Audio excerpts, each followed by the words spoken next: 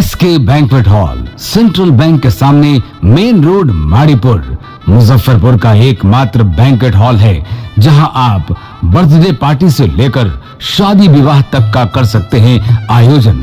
2500 square feet का 3 बड़ा hall, seminar, wedding ceremony, kitty party या बर्थडे पार्टी के साथ अन्य आयोजन को किया जा सकता है। 24 घंटे बिजली पानी के अलावे पार्किंग और लिफ्ट की सुविधा है उपलब्ध। फुल्ली एयर कंडीशन, 1 2 नहीं 18 बाथरूम और कई कमरे हैं उपलब्ध। बुक करने के लिए आज ही संपर्क करें। एरिया वाइज एक फ्लोर का एरिया 2500 स्क्वायर फीट है। फर्स्ट फ्लोर का, सेकंड फ्लोर का भी सेम है, थर्ड फ्लोर का भी सेम है, फोर्थ फ्लोर का भी सेम है। इस मैरिज के लिए सबसे अच्छा है क्योंकि बड़ा एरिया, आप चाहे तो 1000 आदमी का भी पार्टी इसमें कर सकते हैं, 500 का भी कर सकते हैं, 200 100 का भी करना हो, कोई बर्थडे करना हो, कोई भी पार्टी करना हो तो आप इसमें आराम से कर सकते हैं क्योंकि 3 हॉल है एक साथ में, तो आप बड़ा से बड़ा भी पार्टी इसमें कर सकते हैं।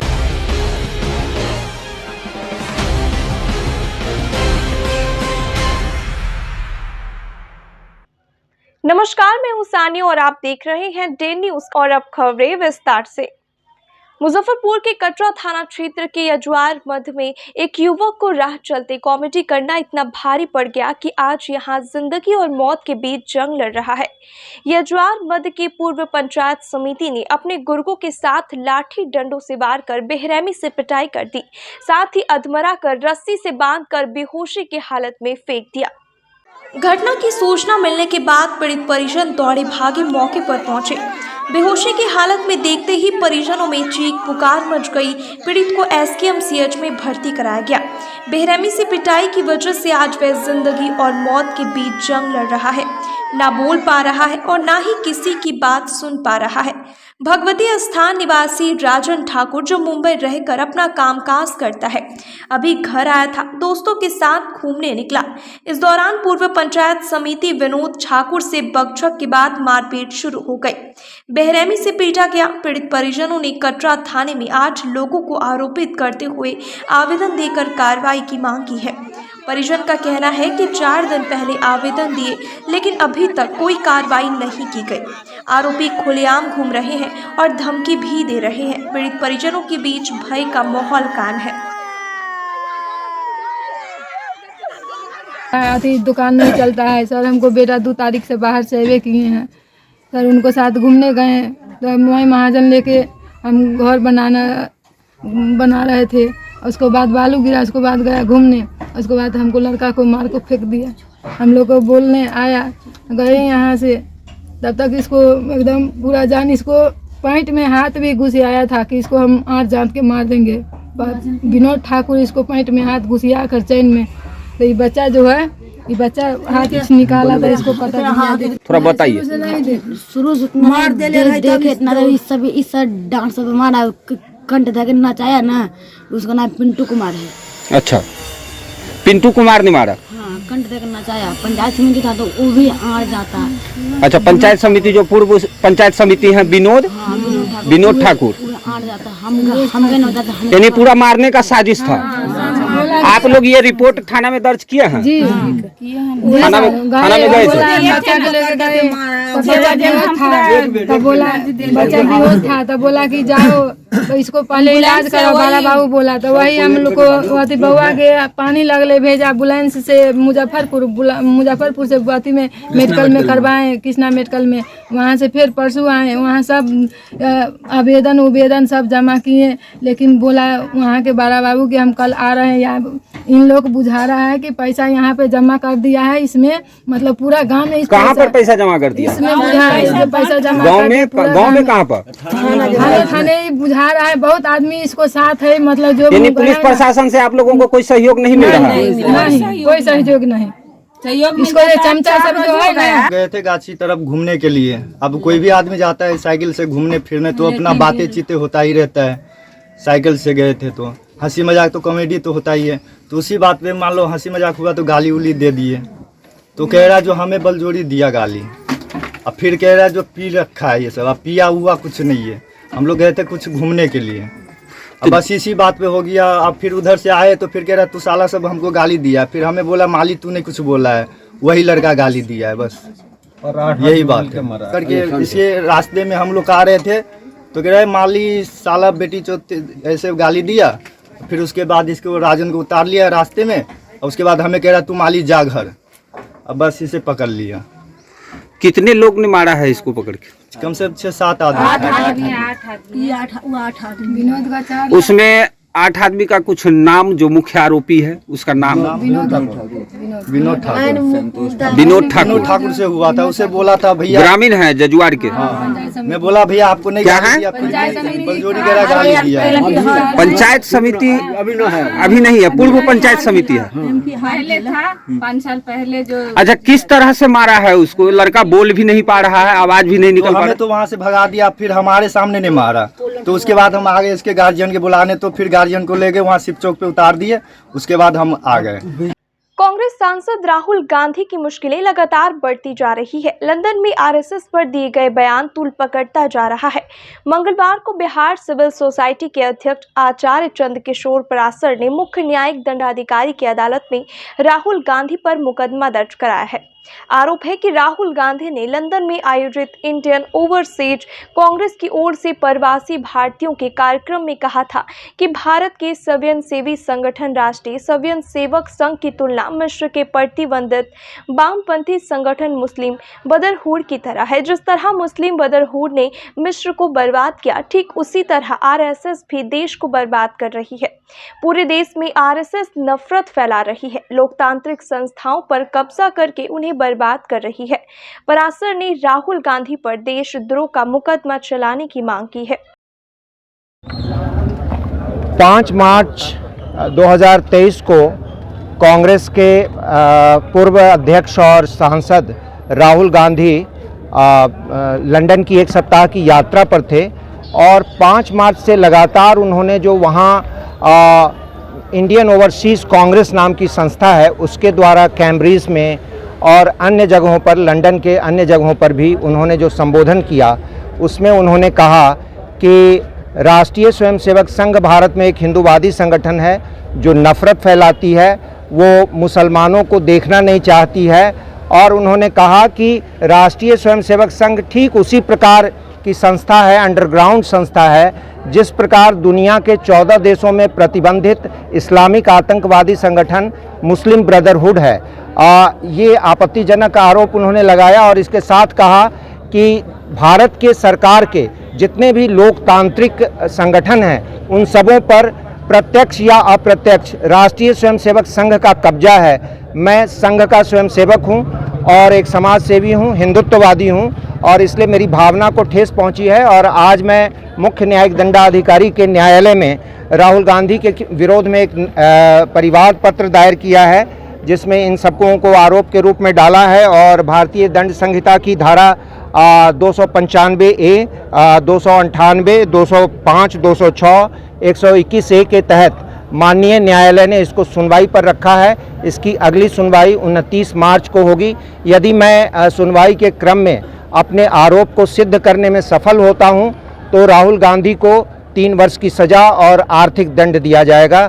बिहार में बेमौसम हो रही बारिश से एक तरफ किसानों की फसल बर्बाद हो रही है, वहीं दूसरी तरफ कई उद्योगों पर भी इसका खास असर हुआ है।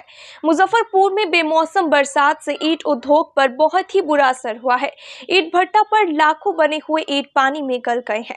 मुख्य रूप से यह सीजन ईंट बनाने का होता है, लेकिन ऐसे मौसम में बारिश होने से ईंट उद्योग बर्बाद होने के कागार पर है। ईंट भट्टा के मुंशी जनक महतो ने बताया कि शनिवार से हो रही बारिश के कारण सूखने के लिए छोड़े गए लाखों के ईंट गलकर बर्बाद हो गए हैं। तगड़ा बरसात हुआ, इसके कारण सारा ईंट बर्बाद है। बहुत नुकसान है। मतलब इससे पहले ऐसा कभी हुआ था? कभी नहीं ऐसा हुआ। यही सीजन होता है ईंट बनने का। तो अब क्या करेंगे? इतना सारा ईंट जो है वो अब गल गया। वो डबल खर्च पड़ेगा, उसको तैयारी कराना पड़ेगा। फिर से तैयारी कराएंगे? लेबर लेके। कितना ईंट लगभग बर्बाद हुआ होगा? लगभग 1 लाख से ऊपर बर्बाद होगा। 1 लाख से ऊपर ईंट बर्बाद होगा।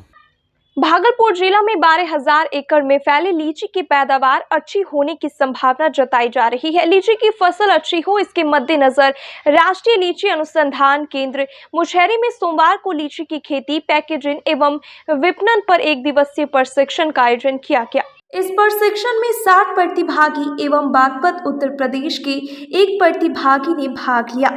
इस मौके पर किसानों को ड्रोन से छिड़काव तकनीक का भी प्रदर्शन कर दिखाया गया। प्रत्येक किसान को लीची में बैंकिंग तकनीक को प्रोत्साहित करने के लिए 50-50 पॉलीप्रोपालीन बैग भी वितरित किए गए। लीची की नई किस्म गंडकी संपदा के पौधों का भी वितरण किया गया। लीची अनुसंधान केंद्र के निदेशक डॉक्टर विकास दास ने बताया कि इस प्रशिक्षण का मुख्य उद्देश्य लीची के उन्नत कृषि क्रियाएं की जानकारी देकर किसानों को जागरूक करना है। बागवानी, पुराने बागों का जीर्णोद्धार, लाइना, लीची में नियमित फलन के लिए बलियन, गडलिंग तकनीक, लीची में लैथीकरण एवं अन्य तकनीकों की जानकारी दी गई। फल लगे हुए होते हैं, तो ये आप देख सकते हैं संक्रमित पत्तियों। अभी जैसे लीची में हमारा फूल आ चुका है, मंजर आ चुके हैं, फूल भी खुल चुके हैं, तो अभी परागण का समय है। इसी समय से किसान भाइयों का बहुत सारे काम आ जाता है लीची का, अगर हम लोग अच्छा फलन लेना है तो सबसे पहले जैसे हम लोग को इसमें परागण में मधुमक्खी का आना बहुत ज़रूरी होता है। तो जिन जिन किसान के पास मधुमक्खी की पालन करता का एड्रेस वगैरह है, उनको बुला के अपने जो बगीचा है मधुमक्खी का डब्बा रख देना चाहिए, ताकि परागण बहुत अच्छा होता है। उसके बाद बहुत सारा देखभाल कर, जैसे फल लग जाते हैं तो हमारा जो लीची में सीड बोरोन लगते हैं, उसके लिए पहला दूसरा स्प्रे जो हमारा है उसको करना पड़ता है, देन बोरोन का स्प्रे करना पड़ता है। और उसके अलावा भी हमारे केंद्र से लीची का फ्रूट बैगिंग तकनीक जो निकला है, जो अप्रैल के महीने में हम लोग करते हैं। अगर फलों का गुच्छा को हम लोग बैग में ढक लेते हैं तो लीची का फल में जो जल जाता है, उसका छिलका और फट जाता है, ये बहुत मात्रा में कम हो जाता है, उसका गुणवत्ता बहुत बढ़ जाता है। तो ये सारे जो अभी आने वाले समय में जो चीज़ किसान भाइयों को करना है, उन सारे चीज़ों को जानकारी देने के लिए 1 दिवसीय ट्रेनिंग प्रोग्राम किया गया है। 1 दिन में हम लोग किसान भाइयों को हमारे सारे फार्म में जो तकनीक हम लोग किए हुए हैं, जैसे सघन बागवानी लीची में या जीर्णोद्धार क्या तकनीक है, ये सारी तकनीक के अलावा जो नया टेक्निक वगैरह है, जैसे बैगिंग हुआ। इस साल एक जो चाइना लीची में हम लोग देख रहे हैं कि फूल कम आया है, कि जो टिपिकल चाइना का हैबिट है, एक साल अच्छा फल आता है, एक साल कम फल आता है। तो हमारे इंस्टीट्यूट से एक टेक्निक निकला है जिसको गर्डलिंग हम लोग बोलते हैं। अगर गर्डलिंग हम लोग करते हैं तो चाइना में जो कम्प्लीटली इरेगुलर बियरिंग होता है, तो अल्टरनेट सीजन में भी कुछ फल उसमें आ जाता है, ये तकनीक है। ये सारे तकनीकों के बारे में किसान लोगों को आज विस्तृत रूप से जानकारी दी जाएगी। और इसके अलावा भी हम लोग किसान भाइयों को, जैसे लीची का फल जिनके पास जब ज़्यादा हो जाता है, कैसे हम लोग अपने घर में ही लीची का फल का प्रोसेसिंग करके स्क्वाश जूस वगैरह बना सकते हैं, इसके बारे में भी प्रैक्टिकल कराया जाएगा। तो ये सब के उद्देश्य से हम लोग ये 1 दिवसीय किसान का ट्रेनिंग प्रोग्राम चला रहे हैं। आज आजादी की 75वीं वर्षगांठ पर अमृत महोत्सव के तहत मुजफ्फरपुर के एलएस कॉलेज में भारतीय स्वतंत्रता आंदोलन की दुर्लभ फोटो प्रदर्शनी का उद्घाटन तिरहुत प्रमंडल के आयुक्त गोपाल मीणा ने दीप प्रज्वलित कर किया। ये प्रदर्शनी 3 दिनों तक चलेगी। इस मौके पर आयुक्त गोपाल मीणा ने 75 साल पुराने आज़ादी से जुड़े पेंटिंग को इकट्ठा कर प्रदर्शनी लगाने को लेकर शुभकामनाएं दी। उन्होंने कहा कि प्रदर्शनी में दुर्लभ पेंटिंग है। उन्होंने कहा कि प्रदर्शनी में प्रदर्शित पेंटिंग के माध्यम से संदेश देना चाहते हैं कि 75 साल पहले आज़ादी की लड़ाई के दौरान भारत माता के स्वरूप के साथ आज़ादी की लड़ाई लड़ने में स्वतंत्रता सेनानियों का अहम योगदान रहा है। उन्होंने कहा कि हमारे स्वतंत्रता सेनानी और आज़ादी की लड़ाई में अहम भूमिका निभाने वाले लोगों के सपनों को साकार करने के लिए काम करना होगा। ये सूचना एवं प्रसार मंत्रालय के द्वारा फोटो प्रदर्शनी लगाया गया, जो बहुत ही दुर्लभ है। आज़ादी के अमृत महोत्सव के अवसर पे इन्होंने लगाया है। जो भी आज़ादी के लिए कुर्बानी किया है या कंट्रीब्यूशन किया, वैसे लोगों का यहाँ पे फोटोग्राफी किया, जो बच्चों की जानकारी के लिए, नागरिकों की जानकारी के लिए बहुत अच्छी चीज़ है। धन्यवाद। मुजफ्फरपुर के एमपीएस साइंस कॉलेज के दर्शन शास्त्र विभाग की ओर से मंगलवार को कॉलेज में नारी सशक्तिकरण विषय पर राष्ट्रीय सम्मेलन का आयोजन किया गया। कार्यक्रम की शुरुआत दीप प्रज्वलित कर की गई। कॉलेज के प्राचार्य नलिनी विमोचन ने बताया कि देश आजाद होने से लेकर अब तक सरकार महिलाओं को सशक्त बनाने के लिए काम कर रही है। महिलाओं को बिजनेस के लिए लोन दिया जा रहा है, शिक्षित करने के लिए स्कॉलरशिप दी जा रही है, राजनीति एवं नौकरी में आगे बढ़ने के लिए आरक्षण दी जा रही है। इसके बावजूद भी महिलाएं सशक्त नहीं बन रही है। इसके पीछे क्या कारण है, इसे जानने के लिए सम्मेलन का आयोजन हुआ है। वहीं वक्ता के रूप में डॉक्टर ममता रानी, डॉक्टर गीताश्री सहित सभी वक्ताओं ने महिलाओं के उत्थान और सशक्त बनने पर चर्चा की। आज का कार्यक्रम इनफैक्ट 8 मार्च को महिला दिवस के उपलक्ष्य में हम लोगों ने किया, लेकिन चूंकि उस दिन होली की छुट्टी थी तो हम लोगों ने तय किया कि पूरे मार्च में कभी भी मनाया जा सकता है और उसी के उपलक्ष्य में हम लोगों ने आज ये किया। इस कार्यक्रम के पीछे सोच ये है कि हमारे संविधान में महिलाओं को सशक्त करने के लिए ढेर सारे कदम उठाए गए हैं। उसकी प्रस्तावना में है सकारात्मक महिलाओं के तरफ क्या प्रयास किए जा सकते हैं, उनकी स्थिति कैसे बेहतर बनाई जा सकती है, हमारे दिशा निर्देश में है, संविधान के दिशा निर्देश में। इसके बावजूद तमाम तरीक़ा की कोशिश हमारे सरकार के द्वारा की गई। आरक्षण दिया जा रहा है, बिजनेस स्टार्ट करने के लिए लोन की उनको फैसिलिटी दी जा रही है, छात्राओं के भविष्य को बेहतर करने के लिए उनकी शिक्षा और प्रगतिशील हो, इसके लिए सरकार द्वारा स्कॉलरशिप दिया जा रहा है। इन सब के बावजूद स्थिति में कोई गुणात्मक सुधार नहीं हो रहा है। तो इन लोगों से हम इस चीज़ को समझने की कोशिश कर रहे हैं, इस प्रश्न को हल करने की कोशिश कर रहे हैं कि संविधान से लेकर आज तक तमाम महिलाओं की स्थिति को बेहतर बनाने के लिए कोशिश किए जा रहे हैं, फिर हो क्यों नहीं रहा है, वो कौन सा कारण है और इसका क्या निवारण है। इसी समस्या और इसके निदान को दृष्टि में रखते हुए हम लोगों ने आज का ये सेमिनार आयोजित किया है। इसमें बहुत सारे विभिन्न महाविद्यालयों से आए हुए प्रतिभागी भी हैं प्रोफेसर के तौर पर, उनका रिसर्च पेपर भी है और दूसरा सत्र जो तकनीकी सत्र है उसमें हम लोग इसी प्रश्न पर विचार करेंगे।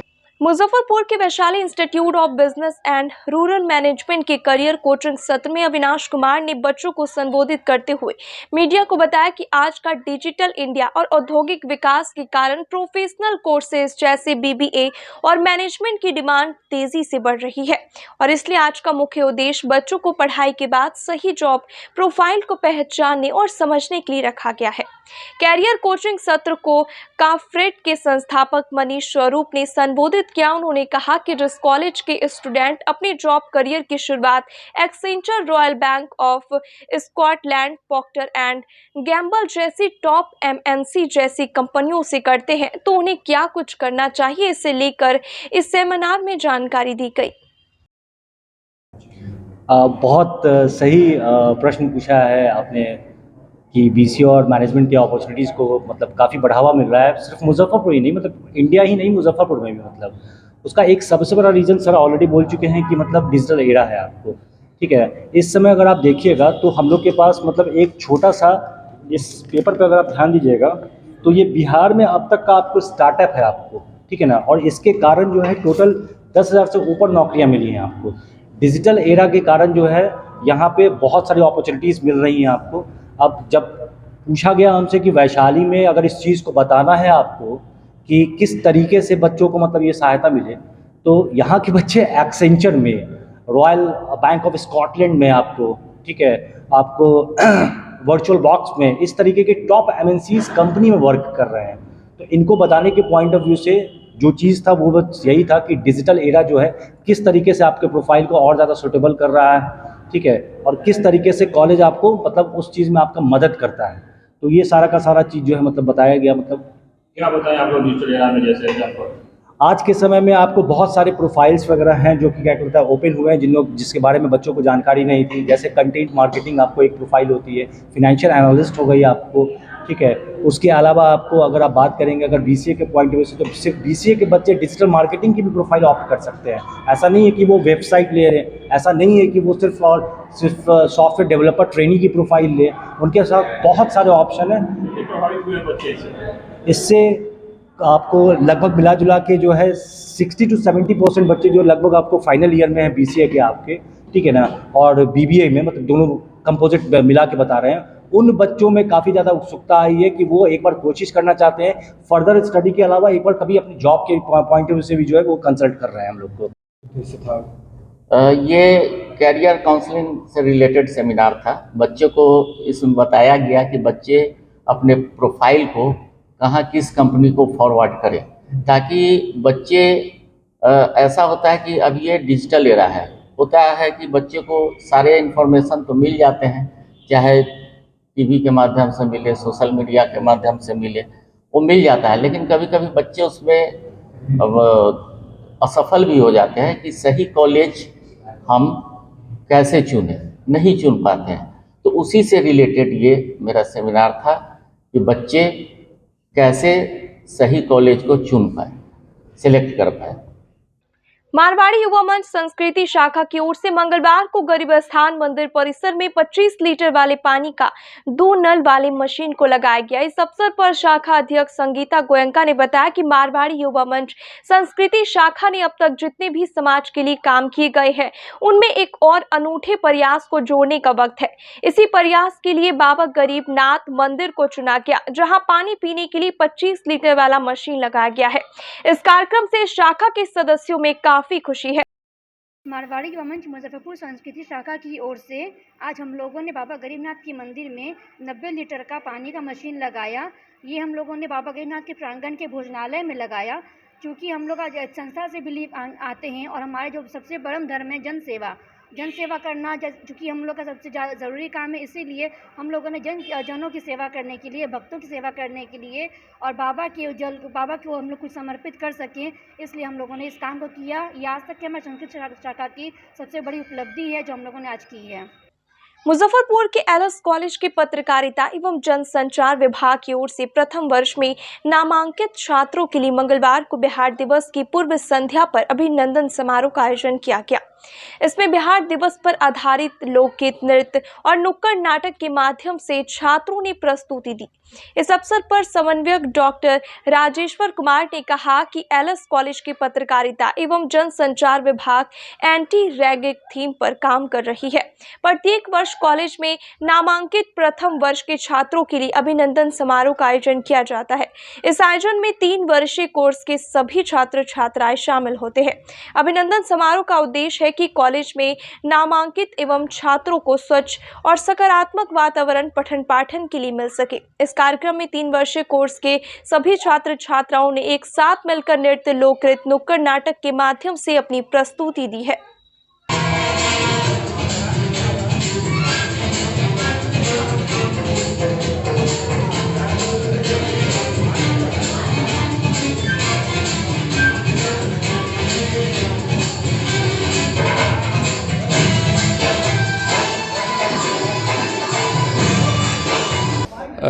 अपने कॉलेज में, लंगट सिंह कॉलेज में जो पत्रकारिता एवं जनसंचार विभाग है, प्रत्येक वर्ष जो नए छात्र जिनका नामांकन होता है, उस सत्र के छात्रों का एक अभिनंदन समारोह हम लोग करते हैं, जिसको फ्रेशर्स वेलकम आप कहते हैं।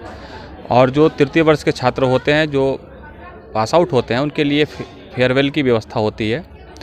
और ये सारी की सारी जो प्रक्रिया है, इसमें विद्यार्थी ही सम्मिलित होते हैं। अपने स्तर पर इनके द्वारा आयोजन किया जाता है, जो पूरे देश भर में एंटी रैगिंग जो कंसेप्ट है, उस सिलसिले में जो फ्रेशर्स वेलकम का जो अपना अभिनव प्रयास है, यह छात्रों को आपस में कनेक्ट करने का काम करता है। First year, second year, third year के छात्र आपस में मिलजुल करके एक सकारात्मक वातावरण में, स्वस्थ वातावरण में पठन पाठन की संस्कृति के साथ जुड़े, ऐसा बीएमसी का हमेशा से प्रयास रहा है। उसी संस्कृति को आगे बढ़ाते हुए इस वर्ष आयोजन किया गया है। इस वर्ष अलग थोड़ा ये है कि चूँकि बिहार दिवस के पूर्व संध्या पे कार्यक्रम रखा गया है, तो हमारे मास कम्युनिकेशन के विद्यार्थियों ने यह निर्णय लिया है कि कोई भी फिल्मी गीत या इस पर हम अपने कार्यक्रम की प्रस्तुति हम नहीं करेंगे। बिहार केंद्रित जो लोक नृत्य है, लोकगीत है, लोक संगीत है, इसको आधार बना करके अपने कार्यक्रम का उन्होंने पूरा निर्धारण किया है। उसमें नुक्कड़ नाटक भी है, नृत्य की प्रस्तुति भी करेंगे, संगीत की प्रस्तुति भी करेंगे, कुछ कई सारे वाद्य यंत्रों को बजाने वाले भी छात्र हैं। सबसे बड़ी बात है कि जो नए विद्यार्थी इस बार आए हैं बहुत प्रतिभाशाली हैं और 30-35 जिन विद्यार्थियों की संख्या है उनमें से अधिकांश विद्यार्थी ऐसे हैं जो किसी न किसी एक कला में प्रांगत हैं, या तो नृत्य में, संगीत में, वाद्य यंत्र में। मतलब कहना ये चाहता हूँ कि मास कम्युनिकेशन का जो एक समग्र दृष्टिकोण बनता है, उस मास कम्युनिकेशन की दृष्टि से हमारे विद्यार्थियों का यह जो बैच है, नया बैच है, वह एक ऐतिहासिक बैच है और वह दिन दूर नहीं है। आप सभी देखेंगे कि ये अपने परफॉर्मेंस से समाज को और पत्रकारिता जगत को जो समृद्ध करेंगे और आने वाले समय में समाज को भी और राष्ट्र को भी अपनी सेवा देंगे। रियलमी ने बाजार में एक नया budget smartphone Realme C55 launch किया है और यह उपभोक्ताओं के लिए एक नया अनुभव लाने का वादा करता है। संपूर्ण C सीरीज लाइनअप में यह पहला उत्पाद है जिसमें 128 GB स्टोरेज के साथ 64 MP कैमरा के साथ कुछ रणनीति उन्नयन शामिल है। फोन में एक मिनी कैप्सूल भी है जो एक एप्पल के डायनामिक आइलैंड फीचर के समान है। फोन को मुजफ्फरपुर में आयोजित एक इवेंट में लॉन्च किया गया। इससे पहले Realme C33 को इस महीने की शुरुआत में लॉन्च किया गया था। अभी मैं Realme smart store near gurdwara के पास हूँ। ये मुजफ्फरपुर का पहला एकमात्र शोरूम है जिसमें आप Realme का पूरा एक्सपीरियंस ले सकते हैं।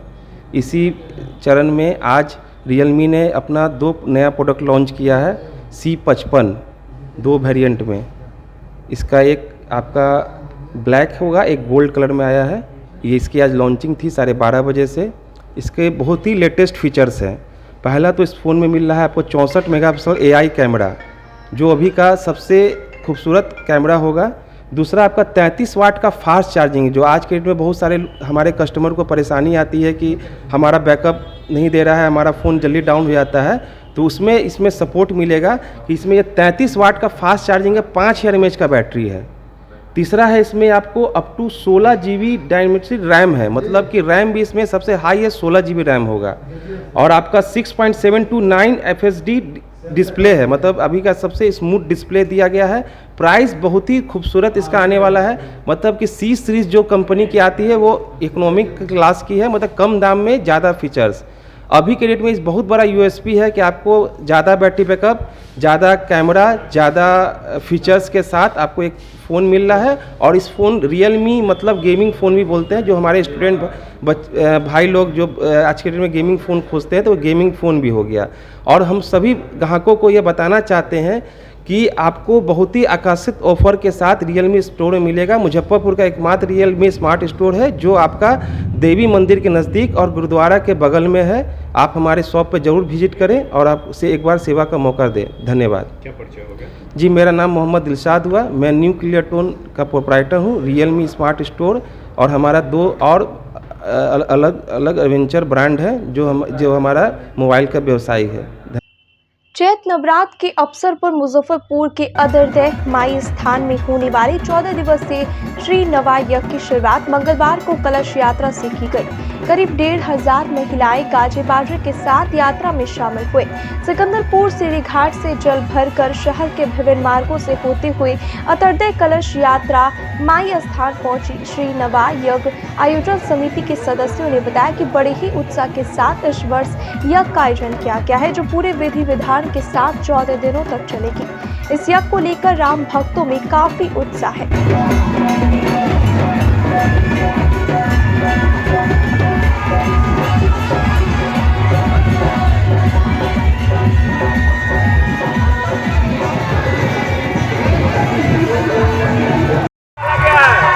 ये कलश यात्रा चैती दुर्गा पूजा के अवसर पर हम लोग के यहाँ 21 तारीख को आज के दिन 1500 महिलाएं का जत्था, जो बहुत ही भव्य अपने आस्था के अनुरूप वो लोग सुबह 6 बजे यहाँ आई है। अभी कलश यात्रा में 1500 महिलाएं 1000 वॉलंटियर के साथ अतरदैह कच्ची पक्की माई स्थान के लिए रवाना हो रहे हैं।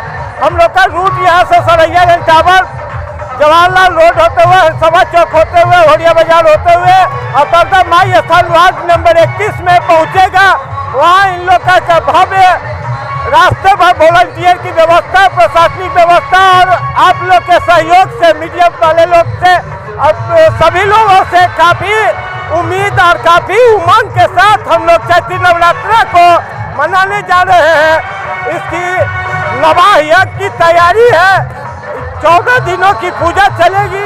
आज 21 को कलश यात्रा है, 22 से लेके 31 तक रामधुन चलेगा और नवाह यज्ञ होगा और 3 तारीख को भव्य जागरण का प्रोग्राम रखा गया है माई स्थान के प्रांगण में। वहाँ सभी लोग, सभी बच्चे, महिलाएं और घर घर के 40 गांव के लोग इसमें इकट्ठा होके इस आस्था को पूरा कर रहे हैं। आज की खबरों में बस इतना ही। कल फिर मिलेंगे कुछ नई खबरों के साथ। तब तक के लिए डे न्यूज परिवार को दीजिए इजाजत। नमस्कार। SK banquet hall, Central Bank के सामने, मेन रोड, माड़ीपुर, मुजफ्फरपुर का एकमात्र बैंक्वेट हॉल है जहां आप बर्थडे पार्टी से लेकर शादी विवाह तक का कर सकते हैं आयोजन। 2500 स्क्वायर फीट का 3 बड़ा hall, seminar, wedding ceremony, kitty party या बर्थडे पार्टी के साथ अन्य आयोजन को किया जा सकता है। 24 घंटे बिजली पानी के अलावे पार्किंग और लिफ्ट की सुविधा है उपलब्ध। फुल्ली एयर कंडीशन, 1 2 नहीं 18 बाथरूम और कई कमरे हैं उपलब्ध। बुक करने के लिए आज ही संपर्क करें। एरिया वाइज एक फ्लोर का एरिया 2500 स्क्वायर फीट है फर्स्ट फ्लोर का। सेकंड फ्लोर का भी सेम है, थर्ड फ्लोर का भी सेम है, फोर्थ फ्लोर का भी सेम है। ये मैरिज के लिए सबसे अच्छा है क्योंकि बड़ा एरिया आप चाहे तो 1000 आदमी का भी पार्टी इसमें कर सकते हैं, 500 का भी कर सकते हैं, 200 100 का भी करना हो, कोई बर्थडे करना हो, कोई भी पार्टी करना हो तो आप इसमें आराम से कर सकते हैं क्योंकि 3 हॉल है एक साथ में, तो आप बड़ा से बड़ा भी पार्टी इसमें कर सकते हैं।